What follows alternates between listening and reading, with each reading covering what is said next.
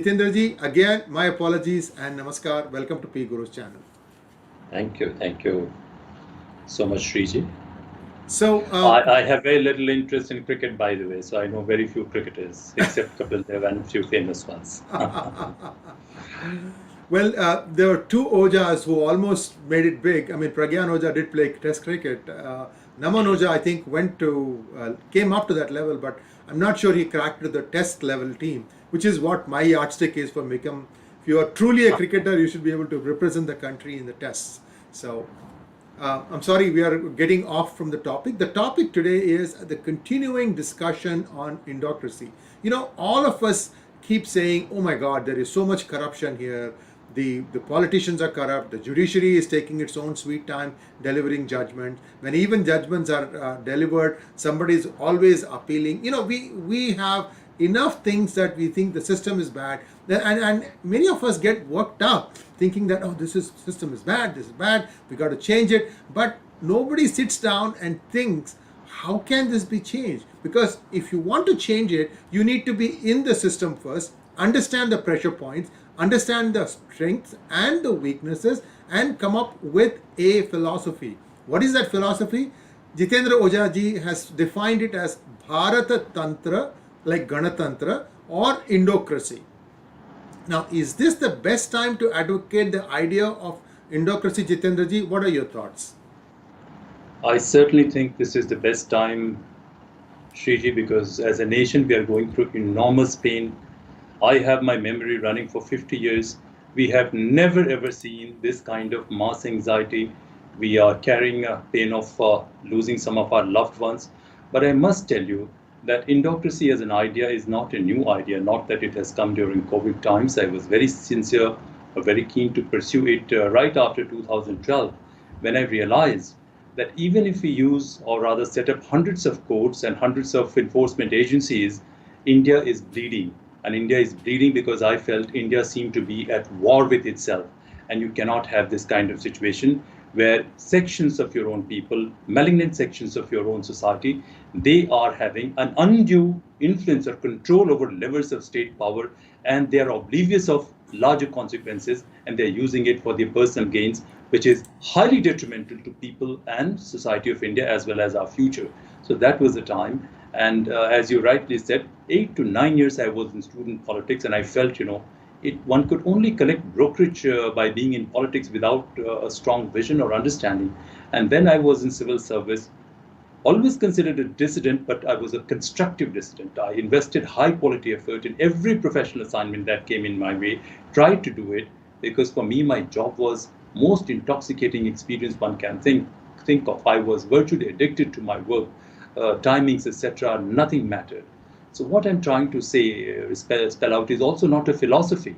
Philosophy is something lofty and ivory tower kind of ideas, which are not pragmatic. I'm suggesting a very scientific, pragmatic this may not be perfect. This is just an effort to sensitize a debate on this, but trying to rather spell out a roadmap that what should be an ideal, how to go about it, what will be challenges, what will be obstacles. And through this interview, you can only get a few insight into that idea. It's not possible to spell out everything in detail, but of course, details and other things have to be filled up by scholars and intellectuals and other professionals and experts. Please.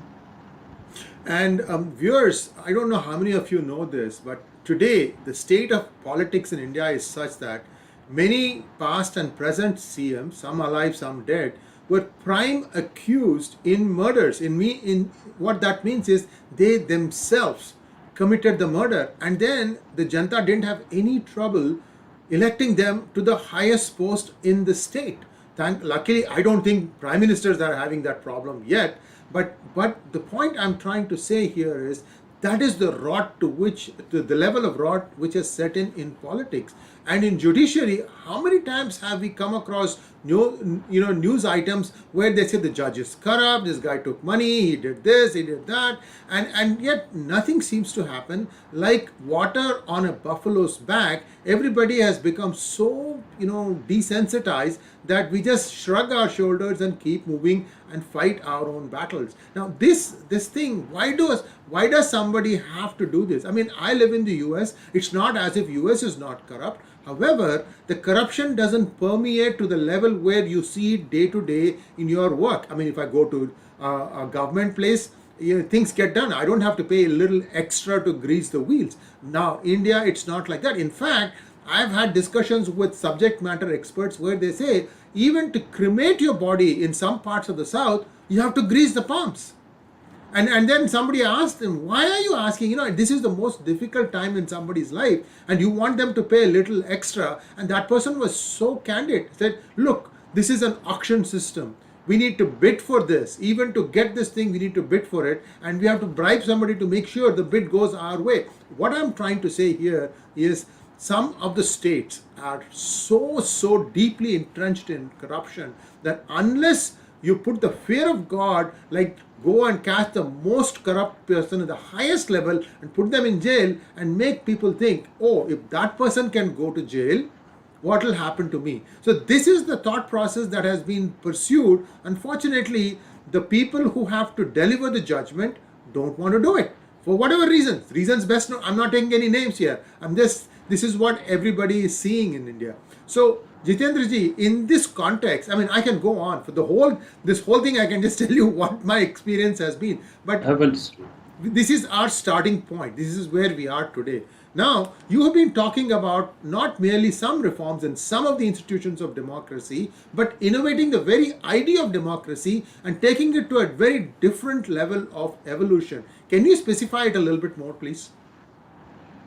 You spelled out a lot of ideas, Shriji, and I feel that this system is designed to breed conflict. And of course, it's very sad that we are losing empathy as a society and even as a state. But still, I would say, before I come down to this thing, that as a society, still we have shown a lot of resilience, even though state institutions are under pressure. When I talk about Indocracy, I envision a kind of system where a society gives or provides everything possible to empower an individual. When we talk about empowering an individual, I mean health of an individual, physical and mental health, cognitive skills, technical skills, and then creating opportunities for such individuals. And not only creating opportunities, rather even pressurizing every individual to contribute to larger social well-being, larger empowerment of society. And this is not a philosophy at all. I believe this can be done. What has happened in our society, the space for leadership is very limited. We have a very turbulent past for some reason or the other reason, and there are no checks or no filters as far as politics is concerned. So in this thing, I'm talking about reform in political parties so that people who are worthy of leading, only they should enter. I don't say if your thieves are running around and you leave your house open and you are careless, naturally thieves will enter and steal the thing. When you realize that in this area there are thieves, you need to devise appropriate filters. So what has happened, people who are law-abiding, they try to go by law. And these kind of elements, they realize that, well, judiciary is not going to do anything. Enforcement agencies are rotten to the core. So they somehow try to hijack the system. I would say not only this, even police institutions I'm talking about. Is there any genuine incentive for a policeman to risk his life, gamble his life, and yet get some kind of recognition? I'm sorry, this is not possible.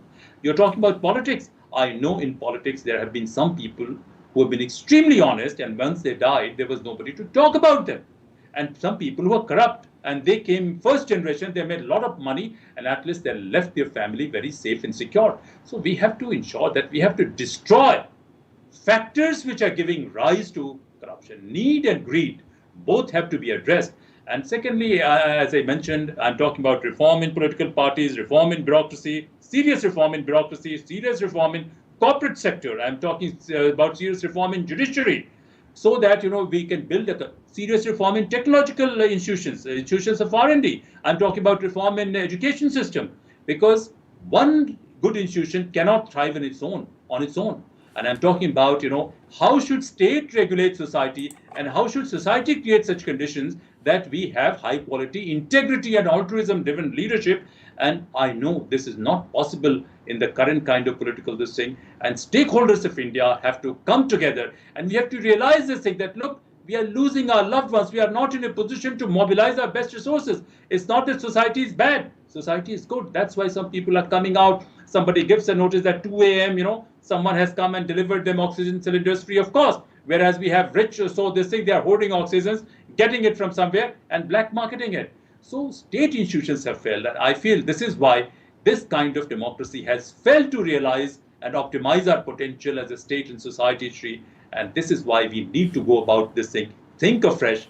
What are our challenges? What are our goals? What are our priorities? Because only then, only if we, this is an imported system, a borrowed system. It was brilliant at that point of time, but now we have to think, spell these out and move forward. And when you say borrowed system, are you talking about the British parliamentary system from which our constitution was kind of derived from? I admire British parliamentary system, but only to a limited extent. It's a grocer's or shopkeeper's democracy. I'm sorry, this is not going to work out. They managed to loot or do whatever. The whole of world they colonized, plundered their resources of everywhere else, and that's how they could create a system. And their challenges are very different. That system is not going to optimize potential of that society or state. They are on decline. We have much difficult, much hostile kind of neighborhood, much severe internal contradictions. This system is not going to work in our interest. What I'm trying to say, do not dilute core ingredients of democracy. Do not dilute goals of democracy, but devise instruments and processes which can help us achieve these goals much better and much more effectively in our context. So I'm saying you refine the idea of democracy, fix a kind of qualification. This thing is not going to be easy. There'll be this thing in politics, in bureaucracy, and everywhere. You bring out such a thing that it fosters two things. One, I would say excellence, and second is cohesion and collaboration. And some ideas I've said, these are not lofty ideas. These can be translated into practice. We will not do magic, but I'm very confident that within few months, change will become visible, and 3, 4, 5 years is a long time. Now, viewers, Jitendra ji also was referring to, how a few families make a lot of money, and then when they leave it, they can't give that money to the party because they are never, used to trusting anybody else. So the money stays with the family, and thereby the family becomes more of a dynastic rule. Unfortunately, our elector is not that sophisticated in his or her choice of candidates. You saw what happened in Bengal. You saw what happened in Tamil Nadu. There are again these 20 families that hold country to ransom. They have been emboldened because 2 states they won. In fact, I'll give you some bad news. There's a 21st family now coming in Kerala. Mr. Pinarayi Vijayan, just watch what is going to happen. You will have the first instance of a communist leader also trying to bring his own party people and his own family into politics. Anyway, I hope this doesn't hold true, and I'm proved wrong in the long run. Let's move on with our discussion. This thing that we are having today is a very important discussion. Viewers, if some of you are interested in how to change things, it's not enough if we just, type something on Twitter or Facebook and look for reactions. Oh, I got so many likes. That's not enough. That is just airing your thoughts. Jitendra Ojha ji has spent a lot of time and understanding, studying the system, and that's why he's going to, come up with some ideas here that we are going to dissect and discuss. Moving on, sir, why should the world be interested in the idea of Indocracy? It may appear a narrow, parochial, and nationalistic ideology threatening a regional peace and stability, as well as a position of minorities in India. I think this is a valid question. I hope you understand. You said certain things earlier. Maybe I'll come to that a little later. Shri. Indocracy is not about glorification of India. It's not about parochial nationalism. Indocracy envisions a kind of humanist, pacifist, social, economic, and political order which was there. I'm not saying now. Even you said, think of Buddhism. I'm talking about ancient original civilizational values of India, and I'm talking about contemporary scientific principles and going beyond that. So India never threatened. We very proudly say, 10,000 years of known history, we have not invaded any other country, we have not done this thing. Even when our people went to Cambodia and the Sun Temple you talk about, they went to Indonesia, they did not exact any resources. Some degree of force they used. They used very sophisticated instruments of warfare they used, but they tried to create a kind of social and economic system. In that economic system that fostered maybe a little bit of laziness, and that's what brought their downfall. But that did not exploit people, that did not cause this kind of, I would say, discrimination. There was no jizya, nothing, no plundering of resources and things like this. And when I'm talking about India, I'm not talking about present day India itself. I'm talking about pre-medieval era values of, you can say, Central Asia onwards going up to Far East Asia. Even when Buddhism went to China, that's what their prosperity came up. So India is, even now, most Indians, Sri, now some nonsensical propaganda may be there, but most Indians, wherever they have gone, they try to contribute to economy of that society of that place. They are responsible members. So I'm talking about a humanist, pacifist idea, which should help the world become far more safer. Imagine a heterogeneous, multi-religious, multi-ethnic India is able to come out with a very powerful model of economic development as well as a formidable structure of rule of law. It will inspire whole of Asia, whole world, and it will make the world much better place. It will be the most effective antidote to terrorism. It will be most effective antidote to even opaque authoritarianism which China represents. So that's why I feel all peace and democracy loving people, people who value their life, dignity and security, they have to invest in the idea of Indocracy. Indocracy is not about glorification of India, and Indocracy is certainly not about Hindutva. I'm sorry about it. Hindutva sometimes appears an alter ego of Islamic radicalism, and that's how I feel very difficult, because India and pre-Islamic India is far bigger, far too much of depth it had. I will come down to one question. You talked about family, this thing. This is human nature, Sri. We all know that original societies, they were chiefs and chieftains, and later on it became monarchy. You see how republicanism in Rome was rigged. We know it very well. India also, secular anti-national historians, which we call about them, even those historians have admitted, Western-oriented historians, that republicanism persisted in India for a long time. There were republics in most part of this, Mahajanapadas, etc., were republic. Monarchy was a much later era invention. So once we, in rather Gautam Buddha's revolution, or even Mahavir Jain's revolution, was more against this dynastic privileges. Because I go by Cambridge history, which was written much earlier, and they say Shuddhodhan, the father of Buddha, was a chieftain and not a king, and medieval era kind of thing. So this is what I see, that a stronger India will be reassuring the whole world, and this dynastic privileges and rent business is going to destroy us. So I hope I have answered both your queries.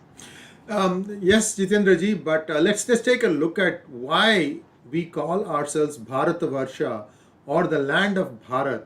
And it is believed that there was a king called Bharat who decided that none of his sons were worthy of succeeding him, and he brought about a system where he went about searching the most able person who could succeed him, and that was so essentially Bharat is all about democracy, where the person in power decides in some ways that this is the person who's fit to lead the country after me. And again, we lost our way. Now we have the dynastic thing again reinforcing itself, and it's unfortunate, but let us try and see how we can find out what are the ways in which we can break this thing so that everything that we talk about here makes sense. So let me go to the next question with your permission, Jitendra ji. You talk about a fusion between civilizational values of India and contemporary scientific principles and practices, and further innovation in these. Which civilizational values of India do you think are relevant? I mean, you have so many things where we say that, the astrology, for example, many people, and this is the amazing dichotomy I see. The Tamil Nadu parties are the most religious, believe it or not, inside their house. They will never do anything outside, they will never do anything in Rahukal. They will check with 4 numerologists, 5 astrologers, and then only decide the time that they want to do anything. But when it comes to electioneering, they say there is no God. They will even go to the extent of insulting the gods, but their wives are doing extra penance. Oh my God, please forgive my husband for all his transgressions. So there is this delectable paradox that exists in many politicians' families in Tamil Nadu. I would like them to challenge me, including the latest big star who thought that he could become a politician. Anyway, many Western academics identify India with caste, deplorable status of women, poverty, backwardness, illiteracy, and ignorance. Now, keeping all this in mind, how do you think Bharat Tantra is going to solve these things? Sri, we have gone through a very bad phase of history. For a long time, we have been decaying and degenerating. There is no doubt about it. Normal course of evolution of India was disrupted very badly.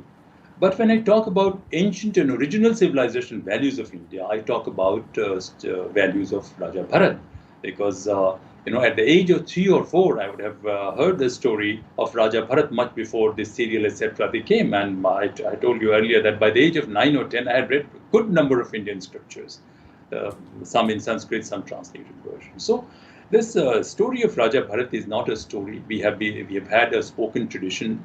But you see, human nature is such that evil in human nature everywhere.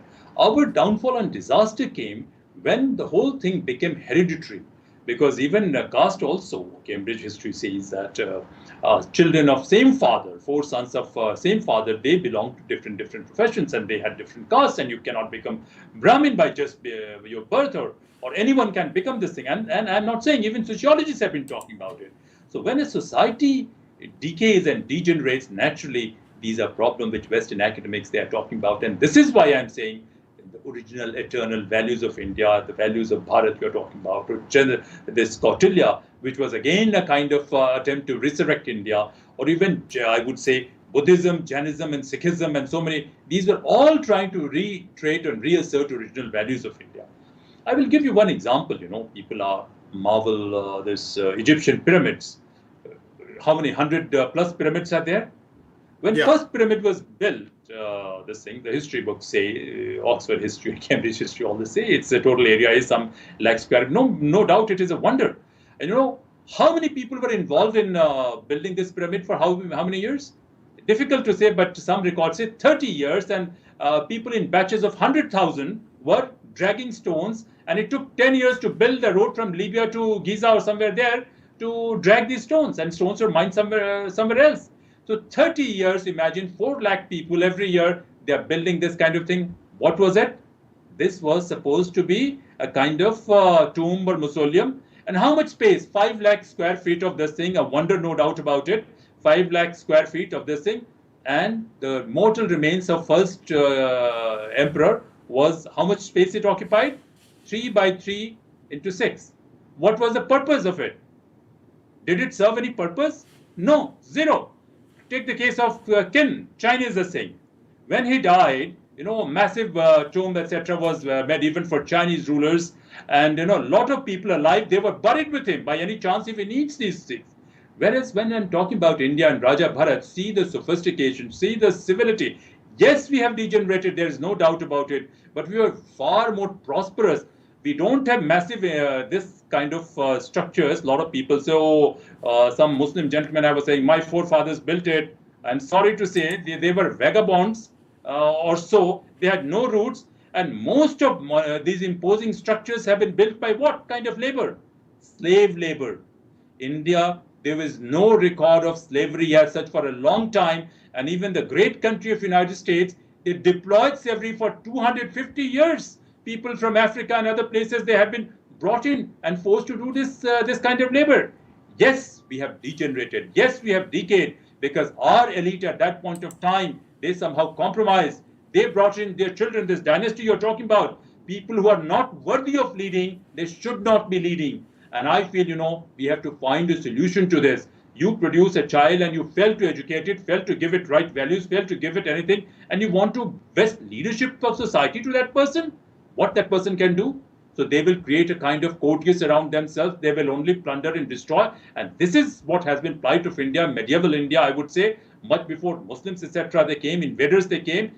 They forgot everything, I would say, strategy, warfare, governance, and they somehow were managing this thing. And this is what brought about our downfall. This is what differentiates India, because we were a pacifist, humanist civilization. Yes, we have decayed, but in our context, we were way ahead of them. But I don't want to, I'm not suggesting we go back to that. We derive an inspiration from there. We realize its value.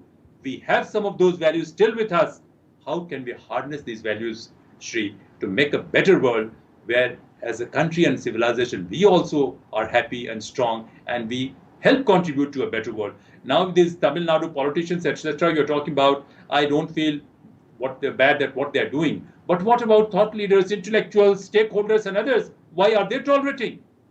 This is what wonders me. So this is why I say, the whole democratic structure that we are having has rotten tree. It requires not merely minor reforms, but a very, very major overhaul, or rather, we need to evolve it to a much higher stage.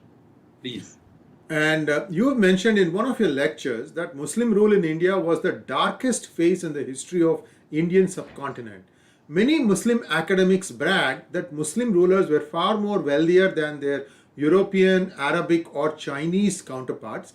They claim that major Indian monuments were built only during the Muslim era and pre-Muslim India has nothing to show. How do you counter this narrative?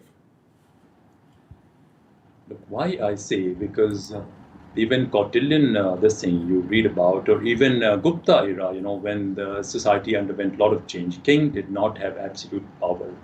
The so-called this thing is nothing to do with, first I must clarify, it has nothing to do with Muslim identity of these rulers. I'm sorry, within them there may have been some good rulers.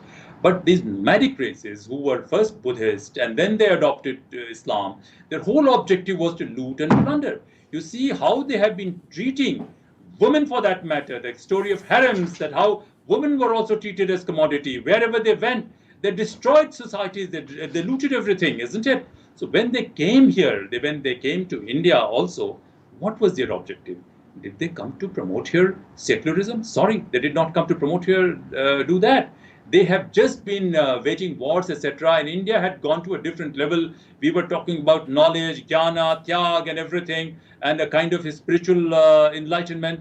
And somehow in this process, we had forgotten a lot of things. So they were just looting and plundering and butchering and raping. This is what they have been doing. And there was no restraint at all on the ruler. So most of the wealth which they are talking about, that wealth was extracted from people and looted from people. They did not do anything. We may console ourselves, oh, Akbar did this and he also did this kind of thing. Because most of our historians also, I with due respect to them, they are also, obsessed with their own identity. So I would say that this is what makes me believe that was a very bad rule. Secondly, these monuments, etc., you're talking about, I'm told that even when Taj Mahal was built, 20,000 people, their hands were chopped off. I don't know whether this is true or not. But most of these monuments were built, for what purpose? Humayun ka Maqbara. It's a tomb. We did not believe in building a tomb. We believe let people build their houses, let people enjoy their life. Not that you enslave people and force them to work this kind of thing. And I've told earlier also, most of these things were, Shri, most of these imposing monuments, whether in the West or anywhere, these have been built by slave labor. So when you are deriving pride, I'm sorry, this may look very imposing, you may be very impressed, but this is what reflected pacifist, humanist outlook of India. I told you earlier also, that when Fahiyan had come, he could travel to the length and breadth of the country and nobody molested him, people offered him food. But you see the corresponding culture of other places, what it was, whether Egypt or Turkey or even great, this thing I'm talking about, I'm digressing a little bit, Julius Caesar, the superhero of West. Julius Caesar, Gallic Wars, what happened? Million people were innocent civilians were massacred and killed and 800 plus cities were destroyed. Did India have something like this? Sorry, India never had. We fought rules also according to certain principles and what. So when our Muslim scholars, academics, they are talking about it, I'm sure that a lot of them are not talking about it. Good number of them are far more humanist, nationalist, but some of them, they are carried away by their narrow religious identity. It is very important that we get out of it and we rather stop a discourse on something like this and we focus on future and we talk about building rule of law and composite kind of nationalism, because large number of Muslims also have been very nationalistic, Shri, because initial Muslims who came and then lived on West Coast, they were respectful to local traditions, cultures and values. So Islam has a lot of positive things to contribute, but I'm very sorry to say that rule by Mamluk, Mongol, etc. was darkest phase in the history of this subcontinent. They destroyed it completely. I have no confusion about that. I don't know if you've had a chance to read the book The Insider by Honorable Prime Minister P.V. Narasimha Rao, but in that, growing up, I have read it completely, word to word. oh, great. So I know, I think you know where I'm going to refer to next. He grew up in what is called as modern day Warangal, and he was the class topper in not only in Indian languages but also in Persian. And his Persian teacher could not believe that a Hindu boy could be so good, that he was actually beating the pants off of everybody else. And he would keep telling him, no, no, no, no, you are not from this small village in Telangana, you are from Lucknow. This. Anyway, that it just gives you a glimpse into the kind of mindset that the rulers had, that somehow they were superior and that there was something more to that they offered that the natives didn't have. I just thought that I should mention this. Now, we often hear about people blaming foreign rule. If we are really such an advanced civilization, then we should never have faced such a fate. What went wrong with us as a civilization that made us vulnerable to foreign invasions? What can we learn from follies in India's civilizational values? I mean, I'll give you my perception, Sarji, and I could be totally wrong here. Always technology makes a difference between loss and win. Okay, so India used to have elephants as their primary fighting tools when they were, all through, BC and into AD. And there was a faster, swifter attack vehicle, which was horses. So horse beat elephant, ergo the Islamic invasions. And then when they settled down, then you had what? We had, bayonets and swords, and then you came the European colonists who all had guns, cannons, what have you. So those things defeated this, and thereby this is how I see it. Could be simplistic. Your thoughts, sir? I consider it far too simplistic. Far too simplistic. I feel, when you are running governance or thinking of national security, you have to carry on with culture of innovation. That is why you need to promote meritocracy, high quality meritocracy. So, when you are a stable and prosperous and rich civilization, you can't afford to be inward. You have to look outside. India should have gone to Turkey. India should have gone to these nomadic places, and not only through Buddhist missionaries. Wherever there was an element of toxicity, element of violence, we should have contained it. And only when you are constantly coming in, having rather this kind of interface with other people, civilizations, etc., then you evolve. And the root cause was what? Root cause was, I would say, we became far too inward looking. Now these races, etc., you're talking about, they only championed in what? Robbing. And your channel, I heard someone very eloquently saying, and I was impressed, that some people, when this, humans, they took to agriculture, and why this agrarian era bred so much of steep hierarchy, some people became very settled, and they internally they cornered most of the benefits, they cornered this thing, and they somehow stopped, innovation and knowledge for a long time. The pace of technological innovation or advancement in knowledge in last 200-300 years has been phenomenal, and last few decades have been far more higher. But this had not happened for a long time during agrarian economy era. The structure was such. But within that era, there were some nomadic and other people who were constantly innovating in war because their only objective was to loot and plunder. So gun, etc., these are secondary things because they had to fight war. So they were carrying on innovations. When earlier also I said, Muslim rule I consider darkest phase because they had no idea about governance. They only knew how to destroy, how to loot, how to plunder, and this is what they did. And they provided no governance. So, what you're saying is very correct, but this is simplistic. This is symptom of a larger problem.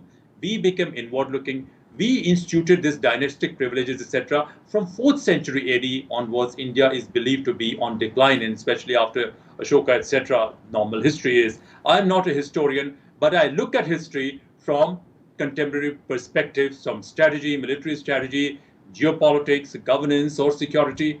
So from these points, conflict management, ability to fight war. So some points I try to look at that. So, I always believe your society has an impact on governance. Your quality of governance impacts your security capacity. So I think these were symptoms of the problem. we had started decaying before these external invasions, because we had, unlike Raja Bharat, who nominated the wisest or the smartest fellow who could coordinate. And I must tell you, even Raja Bharat's era, for a long time, kings did not have absolute discretionary power. Even Chanakya's, this thing, Kautilya's various translations, you see, a very well-defined code of conduct was, spelled out for every king or every ruler. So we have been on decline for a long time. We became inward looking. We started promoting these dynastic successions, etc., privileges, and there was a wider decline. And that is why, these things happen. What we can learn from these follies of history, that we have to get rid of dynastic leadership in political parties. We have to abolish private ownership of political parties. I'm sorry to say, Shri, we have to also get rid of dynastic leadership in corporate houses, major corporate organizations. Promote some degree of initiative, enterprise, and industry, but you cannot have large corporate organizations which are thriving on national resources, public resources, to be, have dynastic succession in leadership roles. We have to think about that. We have to ensure that we provide universal and equitable access to certain opportunities. We have to rather ensure that we work out dignity of labor. It should not be a kind of moral lecture or prescription. How can we make it a reality and ensure that, people who come from these areas, they become elite. They also become elite. They join elite by their performance. So I think these are lessons we need to learn from our follies as well. It's not that everything about India's past is great. We have been a decadent civilization for a long time. We have decadent values even now. The way people ran away from India instead of, addressing and doing it, especially at a time when some of them are already, they're doing their best to fight this pandemic, this thing. So we have a mixed journey. We have to see how can we get back to what were our own strengths, Sri. Jitendra ji, I couldn't help but remember that when I visited the temple of Sun in Konark, I was told that this temple was built mainly because the population at that point, whenever it was built, had forgotten what it was to wage a war. Because everybody was becoming so peace-loving that there were some who were afraid that if this continues, then if there is an invasion, India would not be prepared for it. I don't know how true this is, but what are your thoughts? So this is, I think, 6th or 8th century, I could be wrong, Mahendra Varman's great creation. In fact, it is believed that the sun used to float because they had a clever magnetic system that made the idol float. And I don't know when it fell down, but this was what people had discovered. Perhaps you can expand a little bit on that if you have idea about this. No, and not idea by that way. Few years back, I was living in England, and we had a Diwali, and friends of my children came, and we had got some firecrackers. And those boys were 15, 16 high school students, and they ran away. They said, no, I'm not yet 18 and I can't burn firecrackers. So what a secure and comfortable life they had led. If they are exposed to slightest degree of hardship, they may not be able to endure that. Today, the world is talking about Europe has a strong anti-war lobby. They don't want to do this thing. Once you're evolving in this kind of peace, naturally your ability to fight war, your orientation gets shifted. So what had happened, the whole subcontinent had become highly pacifist. And, instead of sending military also we kept on sending once in a while.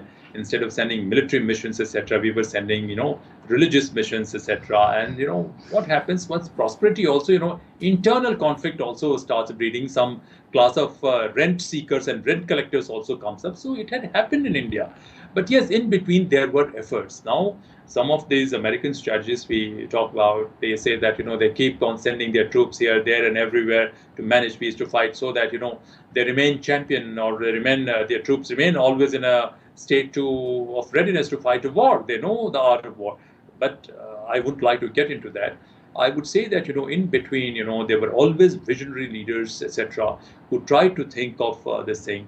The very fact that we have opted for democracy envisions meritocracy. Democracy is not an identity war kind of thing, which has, unfortunately, it has been reduced into India, that, okay, this is your caste, you must have your caste man to be there. Or this is your religion, you must have this religious man to be there. The objective is, how can you get rid of this kind of, by misfortune or this thing, if you have an incompetent ruler who will destroy himself and destroy your society also. And sometimes the damage that incompetent ruler will inflict will be detected after a long time. So I would say, yes, in between those eras, there were great leaders who thought of it. They had great advisors who thought of it. But democracy should be an advancement that, people also realize and leaders also realize that, look, these are problems we have to anticipate and we have to fight it. War has to be fought. Whatever you do, Sri, you cannot persuade everyone by your lofty and brilliant ideas. Human nature is such, some evil will be there. And howsoever you may persuade, howsoever good you may try to be there with them, you cannot. Only language with which you can convert them or change them is the language of force. And that is why, war has to be fought and you have to invest your energies.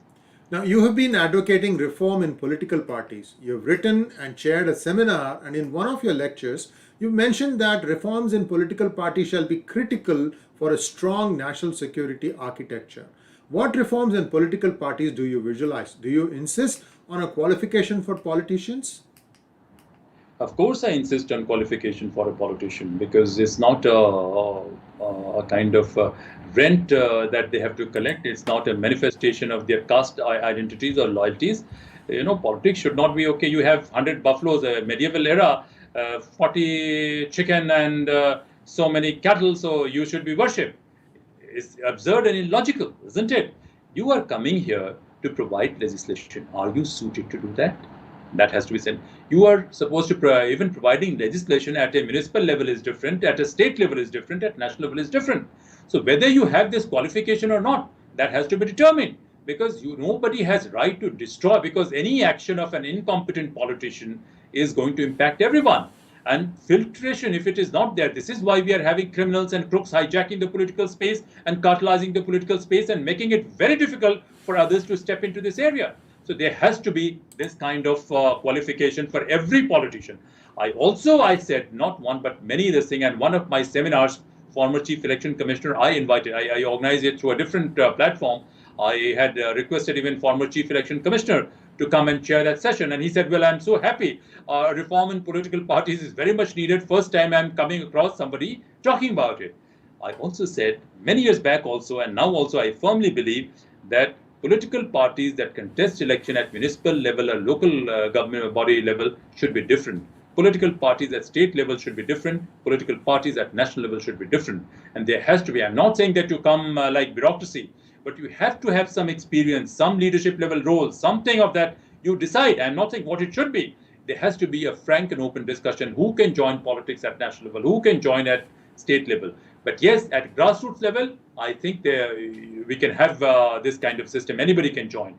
Because what has happened, Sri, because as long as funding and integrity in political parties is not fixed, I don't think it is going to be possible to bring in rule of law. I don't think it is going to be possible to fix incompetence in bureaucracy or even fix issues in judiciary, because wrong kinds of people are entering politics. Even if right people, you talked about our Prime Minister or quite a few other leaders, they're right people, even if they are there, they have to depend on somebody else for their sheer survival. So this kind of thing, I feel that once you get elected, you have to have fixed tenure, very clear agenda, and not that, it becomes dynastic. Dynasty also has to be removed. We have mentioned that how dynasty has been a disaster. So I think a comprehensive reform is needed. You sort out funding, you segregate parties at municipal, state and national level, different parties, not more than 2 or 3 parties. And earlier also, if I said, abolish private ownership of parties, private control of parties, private this thing. There has to be certain rule, procedures, etc., and build a larger culture. If you are a top leader, select a group of this thing. Chinese, their system may have a lot of flaws, but they have a good way which present president is trying to subvert. We should not have that. But this idea of selecting, second generation leaders, next generation group of people is a brilliant idea. All political parties have to have something like this. And they have to work out their funding industry. If required, they should run cooperative agencies, run something. They should not be dependent on funds, not only from corporate private houses, but also underground and criminal elements. A lot of people say that, a lot of fake currency notes have been used. I am not talking about now. I learned it in 2010-12 in India's elections. It's a disaster. what implication it would have had. You can only imagine. So this is why I feel there's need for complete restructuring of the party system in India. From there only, any reform will move forward. So let me just summarize a few things that I understood from this particular answer. One Please, is please. that politicians need to have some sort of qualifications that I will help you. I mean, I'll let you expand on what exact qualification does a politician need. Second is that you want to establish term limits so that they cannot serve in power for a certain period, beyond a certain period of time. You cannot be a politician for life. That is the second thing you said. And the third thing you said was that the parties need to exist at the state level and they may not be the same at the central level. Now, you do advocate that the state level parties can graduate to center and vice versa. Do you say yes or no? No, no, no, no, no, no. You be state level, have 2, 3 parties. There should be clear procedure who can enter party, what is the way of entering, not loyalty. If you have certain qualification, you should be in a position to enter party, and winner takes it all kind of system should not be there. Let me tell you, Sri, this idea of democracy has been evolving for a long time. We Greeks talk about, their When you say, are you saying thought. first past the post? Is that what you're saying? Winner take it all? I'm not saying first part was supposed. Think of it. Think of a newer this thing. I don't want to offer a specific prescription at this point of time. All I'm saying that the idea of democracy has been, or this party system has been evolving for a long time. Robert Walpole, first Prime Minister of Britain, he started the cabinet system, etc. There was no rule like this. They realized a need. They've evolved an institution. I feel there has to be a discussion in India. And when I'm talking about qualification of this thing, I'm not talking about academic qualification. When you are coming to central level political party or leadership, you have to have some leadership level experience somewhere. Whether it is in corporate sector doesn't matter, whether in media it doesn't matter, whether in civil service it doesn't matter. But you have to have some kind of qualification. Similarly, when you're coming in state, you have to have some administrative experience because responsibilities at these 3 different levels are far too different. These are not same. But let me tell you, rather, I feel that this same Mughlai system or decadent version of Hindu system that we are talking about, dynastic privileges, these have entered our democracy through back door. So even if you are having this kind of modern democratic structures and processes, these appear very hollow kind of rituals. People know election is there, how to bypass and rig this election. So as a society, we are able to detect that, look, this is the problem in our society, this is holding us back. And that is why, as an Indian, we have to, as Indians rather, not but as Indians, we have to see this and find a solution. Only then we will progress, only then we will evolve, only then we will be in a position to address challenges that we are facing. Sure. One thing that I've observed, and I don't know if it's changed in the recent past, is that leadership in India typically comes when at say middle school, then you start schools having debate competitions. First you have inside the school, you have teams competing each other, and then they see who's a good speaker, who's not a good speaker. And then some of these guys go to the next level where they compete against other schools, sometimes district level, sometimes state level, and sometimes even national level. See, all that people are looking for at that point of time is somebody can speak well, somebody can take in a debate both sides and be just as good. All these things, basically the gift of the gab. That seems to be the primary requirement, because when they come to college level, the college level elections, the student organizations, these are nothing but the same guys who are being good speakers. They come here and they start talking, and the politicians are looking, this guy speaks well, let me see if I can use him to get elected because somebody needs to be lead on or something like that. So this is only one facet that appears to have been used or utilized by the political system today. In terms of leadership, I don't think people have seen, oh, this guy was a member of NCC, this guy was a member of Shaka, he has actually done this work. When there was this disaster, see that resume where you start seeing, even at a college application level, that I did not only studies, I'm not only cognitively good, but I've also done all these other forms of intelligence, social intelligence, civil intelligence, cultural intelligence. All these things are not looked at. So don't you think that the thing starts right there? Absolutely. Absolutely. It's not that, when a problem comes, you have to offer elocution. This is what I find, that most of the debates, etc., political discourse in India is more about elocution and wishful, lofty thinking, etc. I feel that first thing is you have to instill is integrity and character. I'm sorry about it, I repeatedly say. And why only politics? You take case of bureaucracy. Your ability to memorize information is something which is valued. But imagine if you come and you are faced with a real life situation. Of course, people learn once you are into this thing. You learn, you evolve. But where you come across a ready-made situation where some information you have memorized and all you would need to do is to reproduce that information. We are only good at talking because our whole focus has been geared towards that. So I would say that when you talk about leadership, how have you performed as an individual in some areas? What is your integrity? What is your outlook? What is your vision? All these things have to be taken into consideration, isn't it? So this is why I'm saying that when you contest election, etc., at grassroots level, fine. You come ahead and anybody can contest, no age limit, no experience, etc. at all. But moment you come to state level election, you can come through a professional stream, you can come through civil service, you can come through that village level or grassroots level politics, and your performance has to be seen. I would say that create a kind of college kind of thing. These are benchmarks. These are people who can join state level political this thing. Even grassroots level, I would say that anybody with criminal record should straight away be eliminated. But people cite example, low cover judicial system is such that it takes so many years, etc. I think even judicial system can be sorted it out. I will say that how Britain has evolved, but still I think our people are far more intelligent. We should have a separate debate on this subject, judicial system entirely. We don't need to follow American, British or Chinese or Japanese model. It is very much possible to reform it. But as you're talking about NCC, your empathy level, this has to be assessed, isn't it? Because leadership is all about empathy, integrity, and altruism. Of course, knowledge and vision is there. But if you have three qualities, you can get knowledge and vision from somewhere else also if you are a strong leader.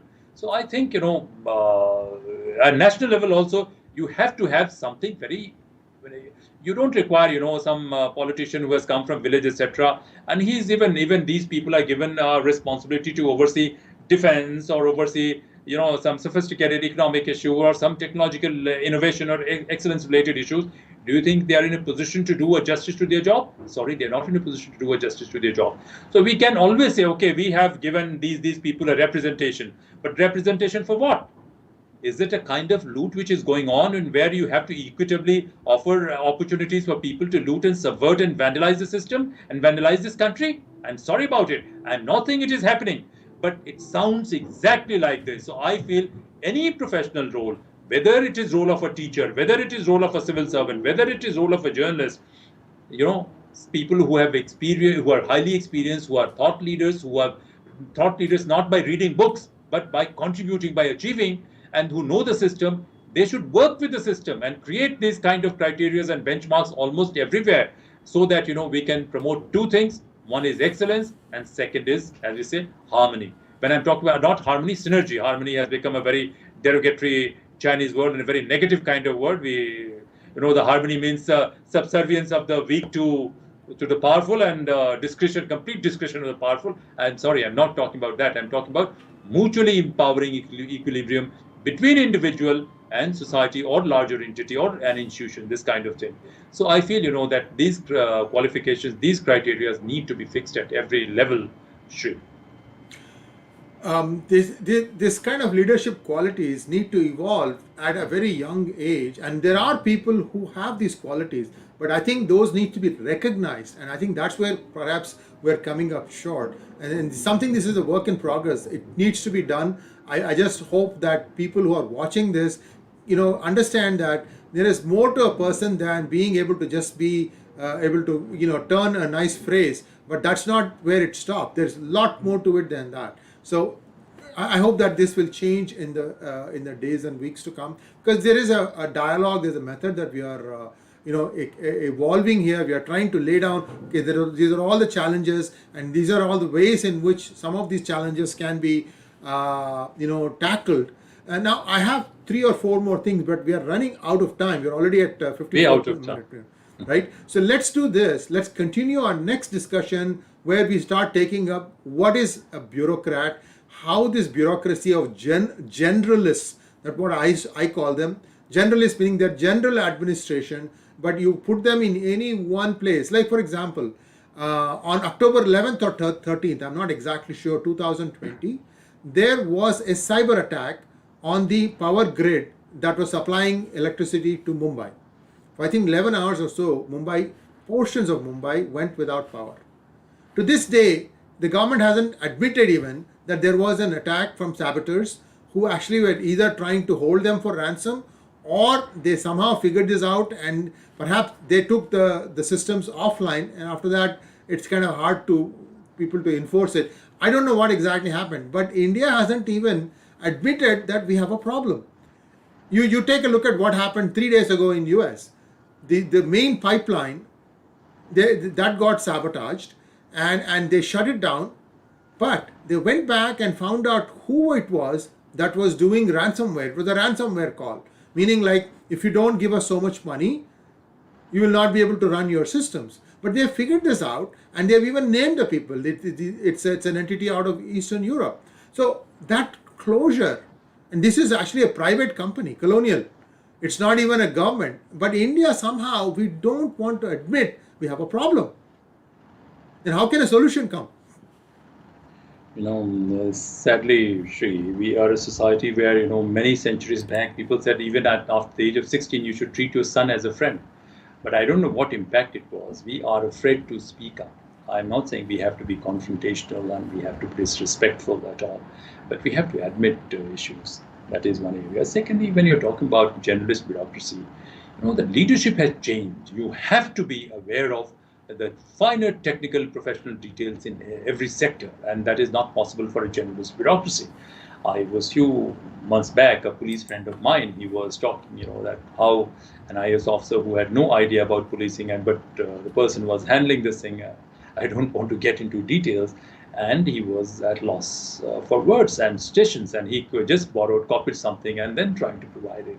So I think this is a relic of life. But having said that, let me tell you, the only people with integrity and character I have found in this country, impeccable integrity, few people have found in this country, most of them are in bureaucracy only. Not that people are bad. They are very good people, good number of them, but within them a lot is rotten and malignant, and that lot is liked by politicians across party lines, because they can subvert, manipulate, sabotage the system. They can do anything. They can bend backward, forward, or 360 degree, and they remain popular irrespective of change at political level, except someone who's closely identified. So this kind of system is dangerous and disastrous for a country of this size, a country of our kind of threats that we are facing. So say when you talked about Mumbai case, this is a kind of security threat, and I have a different kind of ideas on how to prevent and preempt and deter it. Rather, it goes beyond this thing, and I talk about cost, etc. And this capacity will not come automatic. That's a separate thing. But what my worry is, this kind of bureaucratic and institutional structure does not have capacity to throw up those bright ideas and tackle and detect this. So this is why change is needed, because leadership has changed. You need people who are technically proficient, technically very skilled. They are genuine leaders who can get things done. But this will not be happening by just selecting one or two people. You need to change it. Yes, as interim measures, you have to select, identify, and do this thing. I was shocked, when I was writing my dissertation for my NDC program. It was integrated institutional framework as bedrock of national security. Integrated institutional framework of governance. Long. What I wanted that my topic should convey everything, what I was trying to do. So I reached a very senior this thing. Only few of them are alive, so I don't want to disclose identity. But someone who's a czar in national security, modern day India. And I was shocked and disappointed to hear his views. He said, what institutions? No institutions are required. I know who's smart and this thing and who can do it. Do things and get things done. I used to keep their names with me, and I used to assign responsibility to them. So you don't want to reform system, you don't want to bring kind of thing, you just somehow want to run it at a tactical level. And at the same time, you want to glorify yourself individually. So this is what is lacking, Shri. Leadership is lacking at every level. So I think in bureaucracy, you get people who have the right skill, right aptitude, and right leadership. When I'm talking about leadership, your performance as a professional, as a leader, when you go as a leader, not that how you perform, how you get best out of your people. does this system or its evaluation, does it have these ingredients? So many of my senior officers, including a former cabinet minister of this government, they counsel me in private that, look, you can decide to be honest, but you can do this thing, but you can't take on system. Don't do this thing. This will be disastrous. This will have severe consequences. And they came to my house where I'm sitting right now. They came here also, and they counsel me.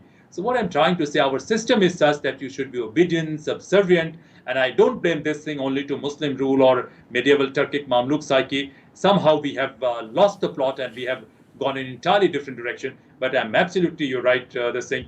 Bureaucracy has to have right professional skill, and we need to promote the culture of leadership in bureaucracy, and instead of just blaming them. Thank you very much, Jitendra ji. And we will continue this discussion next Wednesday. For those of you who may think that there is a bit of intensity in this discussion, is intended to be that way. We can't just keep on saying this is not good, this is not good, this is not good. When there is somebody who has thought this thing through, we want to listen to that person and we want to try and say, okay, there is a way to see clear through all this mud. And that is what we are trying to do. Please send in your comment, Jitendra ji, and I will try to respond, answer to as many as possible. In summary for this episode, Jitendra ji, I'll let you just take a couple of minutes, because now we are close to 1 hour and 37 seconds. I would like to kind of wind it at this point, because many people, they see the video is longer than an hour, they think that, oh my God, I can't invest an hour to do this thing. But believe me, this would be one of the best hours you would be investing. But please go ahead and let us finalize this episode. I was just saying, Sri, I have not only thought through it, I have lived through it. So many years back, a very famous writer who has won a lot of international Indian origin and prizes.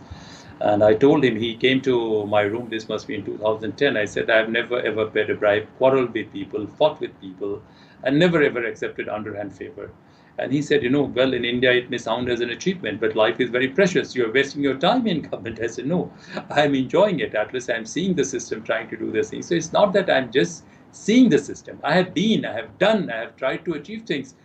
And I think I wouldn't like to, spell out what I've contributed, but I have tried, seen problems, stumbled upon problems, but again, somehow, somewhere, tried to constantly kept thinking about it, and was able to find some solution.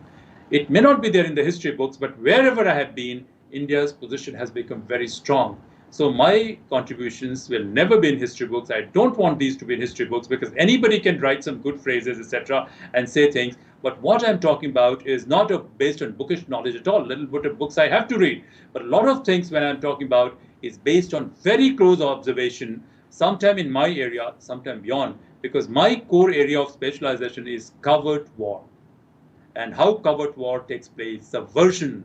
And I don't think many people in this world would have seen things from my perspective. So maybe I'm not very structured and organized, but what I'm trying to say it with experience, and with 100% integrity, Sri. This is what I can assure you.